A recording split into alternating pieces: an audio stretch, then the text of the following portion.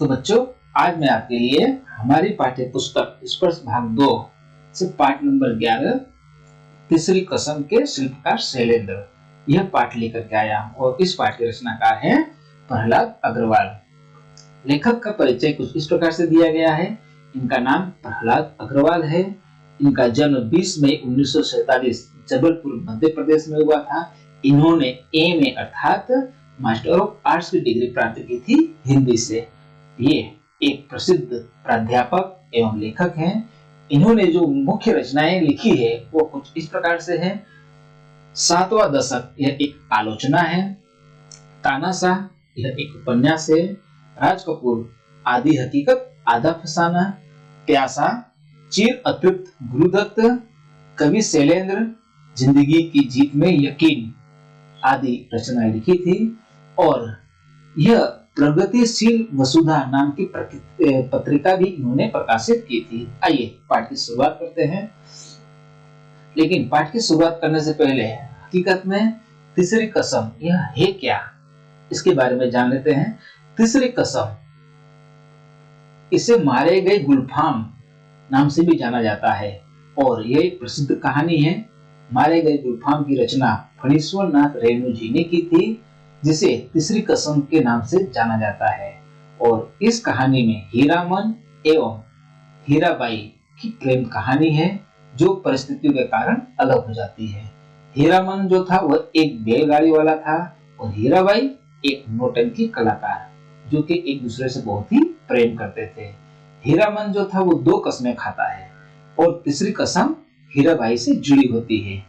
हीराबाई जो थी वह एक सरल ईमानदार, हीरामन जो था वो सरल और ईमानदार एक बैलगाड़ी वाला था, जो अपनी 2 कस्मों को निभाने के लिए हमेशा दृढ़ रहता है। लेकिन हीराबाई वह एक नौटंकी कलाकार, जो हीरामन से प्यार तो करती है लेकिन परिस्थितियों के कारण उससे वो दूर हो जाती है। फणीश्वर नाथ रेणु जी ने मेला आंचल नामक एक उपन्यास भी लिखा था, जिसे आंचलिक उपन्यास कहा जाता है। और प्रेमचंद के गोदान के बाद यदि सबसे महत्वपूर्ण यदि उपन्यास रहा है तो रेणु द्वारा रचित मेला आंचल ही रहा है। तीसरी कसम अर्थात मारे गए गुलफाम में एक फिल्म है। रेणु जी की कहानियों को ध्यान में रख करके इन्हीं पर एक फिल्म बनाई गई, जो हिंदी सिनेमा में मील का पत्थर साबित हो जाती है। और इस फिल्म में राज कपूर और वहीदा रहमान मुख्य भूमिका अदा करते हैं। आइए पाठ की शुरुआत करते हैं। संगम की अद्भुत सफलता के बाद राज कपूर में गहन अर्थात गहरा आत्मविश्वास भर दिया और उसने एक साथ 4 फिल्मों के निर्माण की घोषणा की। अब देखिए वो फिल्में कौन कौन सी थी। मेरा नाम जोकर, अजंता, मैं और मेरा दोस्त और सत्यम शिवम सुंदरम। पर जब 1965 में राज कपूर ने मेरा नाम जोकर का निर्माण आरंभ किया, तब संभवतः उसने भी यह कल्पना नहीं की होगी कि इस फिल्म का एक ही भाग बनाने में 6 वर्षों का समय लग जाएगा। अर्थात मेरा नाम जोकर ये जो फिल्म बन रही थी उसमें कम से कम 6 वर्ष से ज्यादा का समय लग गया था। इन 6 वर्षों के अंतराल अर्थात इस 6 वर्षों के समय में राज कपूर द्वारा अभिनीत कई फिल्में प्रदर्शित हुई, जिनमें से 1966 में प्रदर्शित कवि शैलेंद्र की तीसरी कसम भी शामिल है। अर्थात जो शैलेंद्र थे जिन्होंने इस फिल्म का निर्माण किया था, उस फिल्म का भी समावेश इन 6 वर्षों में किया गया है।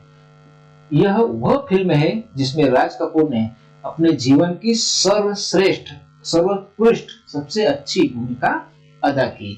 यही नहीं, तीसरी कसम वह फिल्म है जिसमें हिंदी साहित्य की एक अत्यंत मार्मिक अर्थात जो दिल को छू जाए ऐसी कृति को सेल्यूलाइड अर्थात कैमरे की रील में उतारकर चित्र को प्रस्तुत करना, उसे कहते हैं सेल्यूलाइड पर पूरी सार्थकता के साथ उतारा था। तीसरी कसम फिल्म नहीं, सेल्यूलाइड पर लिखी गई कविता भी थी। तीसरी कसम शैलेंद्र के जीवन की पहली और अंतिम फिल्म है। तीसरी कसम को राष्ट्रपति स्वर्ण पदक मिला। पश्चिम बंगाल जर्नलिस्ट एसोसिएशन द्वारा सर्वश्रेष्ठ फिल्म और कई अन्य पुरस्कारों द्वारा सम्मानित किया गया था। मॉस्को फिल्म फेस्टिवल में भी यह फिल्म पुरस्कृत हुई थी। इसकी कलात्मकता में कला से भरी हुई लंबी चौड़ी तारीफें हुई। इसमें शैलेंद्र जी की संवेदनशीलता पूरी तीव्रता के साथ मौजूद है। उन्होंने ऐसी फिल्म बनाई थी जिसे सच्चा कवि हृदय ही बना सकता है, और वह फिल्म थी तीसरी कसम। शैलेंद्र जी ने राज कपूर की भावनाओं को शब्द दिए हैं। राज कपूर ने अपने अनन्य मीन्स एकमात्र सहयोगी की फिल्म में उतनी ही तन्मयता अर्थात तन्मयता के साथ काम किया।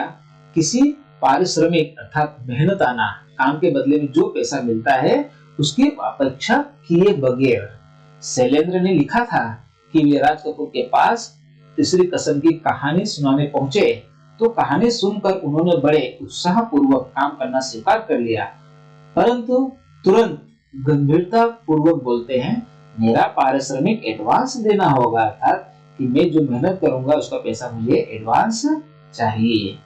अब शैलेंद्र को ऐसी उम्मीद नहीं थी कि राज कपूर जिंदगी भर की दोस्ती का ये बदला लेंगे। शैलेंद्र का मुरझाया हुआ चेहरा देखकर राज कपूर ने मुस्कुराते हुए कहा, निकालो 1 रुपया, मेरा पारिश्रमिक पूरा एडवांस।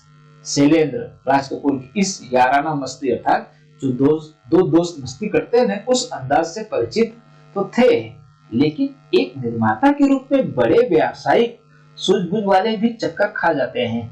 फिर भी शैलेंद्र तो फिल्म निर्माता बनाने के लिए सर्वथा अयोग्य थे।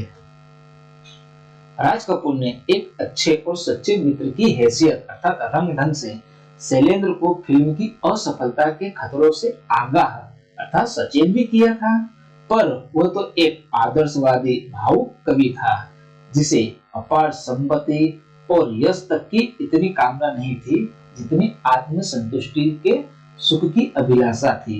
अभिलाषा था चाह। तीसरी कसम कितनी ही महान फिल्म क्यों न रही हो, लेकिन यह एक दुखद सत्य है कि इसे प्रदर्शित करने के लिए मुश्किल यानी बहुत ही कठिनाई से वितरक अर्थात बांटने वाले मिले। इसके बावजूद इसके कि तीसरी कसम में राज कपूर और वहीदा रहमान जैसे नामजद अर्थात प्रसिद्ध सितारे थे।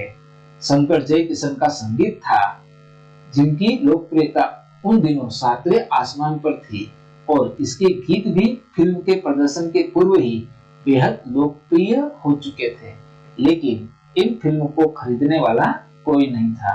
दरअसल इस फिल्म की संवेदना था सहानुभूति किसी 2 से 4 बनाने का गणित जानने वाले की समझ से परे था।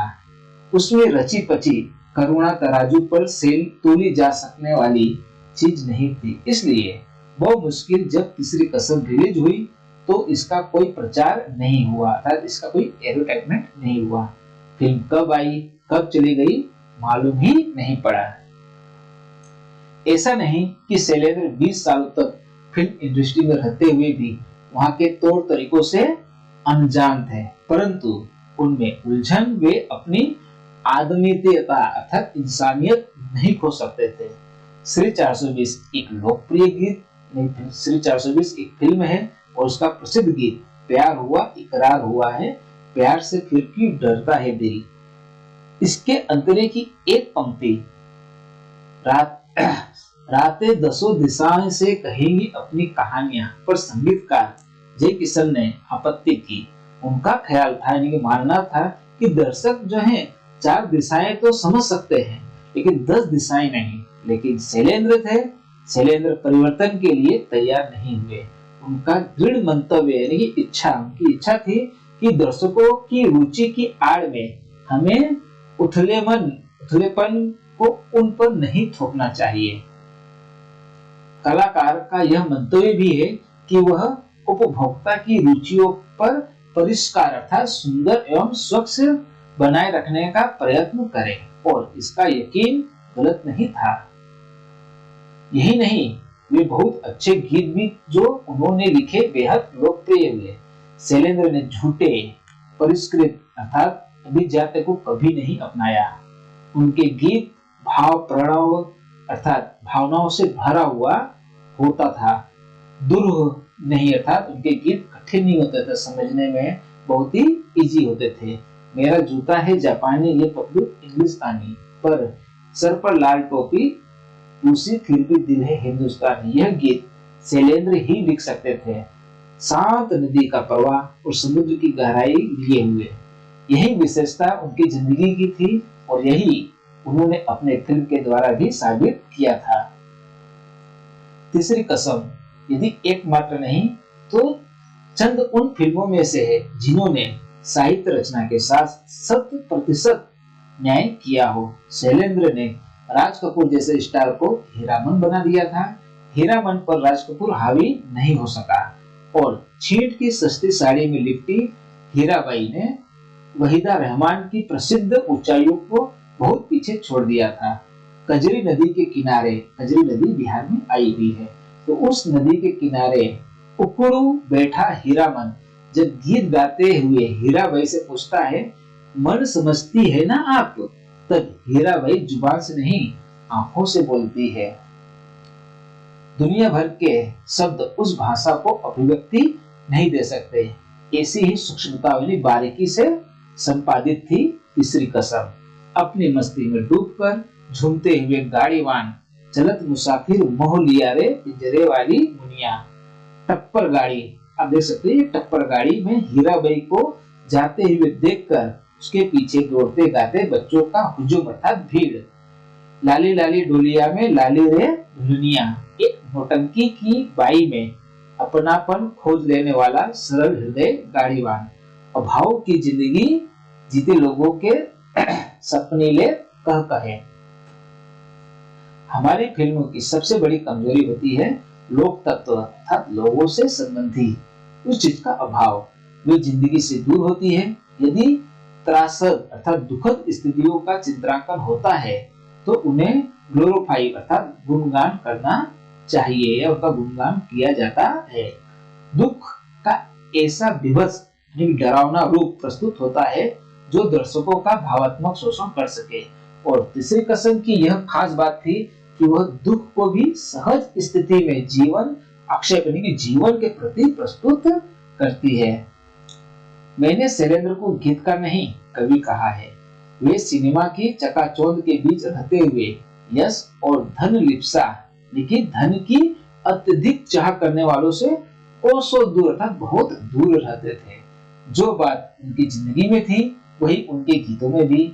उनके गीतों में सिर्फ करुणा नहीं जूझने का संकेत भी था और वह प्रतिक्रिया भी मौजूद थी जिसके तहत अपनी मंजिल तक पहुंचा जाता है। व्यथा अर्थात दुख आदमी को पराजित नहीं करती, उसे आगे बढ़ने का संकेत देती है। शैलेंद्र ने तीसरी कसम को अपनी भाव प्रणवता का सर्वश्रेष्ठ तथ्य प्रदान किया। मुकेश की आवाज में शैलेंद्र का यह गीत तो अद्वितीय अर्थात अनोखा सबसे अलग बन गया। सजनवा बेरी हो गई हमार चिट्ठिया हो तो हर कोई बाचे भाग न बाचे कोई। अभिनय के दृष्टिकोण से तीसरी कसम राज कपूर की जिंदगी की सबसे हसीन फिल्म है। राज कपूर उन्हें समीक्षक अर्थात परीक्षण करने वाला और कला मर्मज्ञ अर्थात कला को जानने वाला, आंखों से बात करने वाला कलाकार मानते हैं। तीसरी कसम में मासूमियत के चरमोत्कृष्ट अर्थात ऊंचाई के शिखर पर उसे छू लेती है। अभिनेता राज कपूर की ताकत के साथ तीसरी कसम में मौजूद है उतना जागते रहो में भी नहीं। जागते रहो यह मूवीज है। जागते रहो में राज कपूर के अभिनय को बहुत सराहा गया, लेकिन तीसरी कसम का वह फिल्म है जिसमें राज कपूर अभिनय नहीं करता, वह हीरामन के साथ एकाकार हो गया है अर्थात उसमें लीन हो गया है। खालिस अर्थात शुद्ध देहाती, शुद्ध गांव का बुच्च अर्थात मूर्ख गाड़ीवान जो सिर्फ दिल की जुबान समझता है, दिमाग की नहीं, जिसके लिए मोहब्बत के सिवा किसी दूसरी चीज का कोई अर्थ नहीं होता है।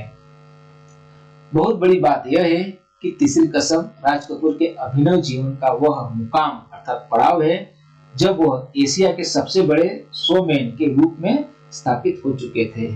उनका अपना व्यक्तित्व एक किंवदंती अर्थात कहावत बन चुका था, लेकिन तीसरी कसम में वह महिमामय व्यक्तित्व पूरी तरह हीरामन की आत्मा में उतर गया है। वह कहीं हीरामन का अभिनय नहीं करता, अपितु खुद हीरामन में ढल गया है।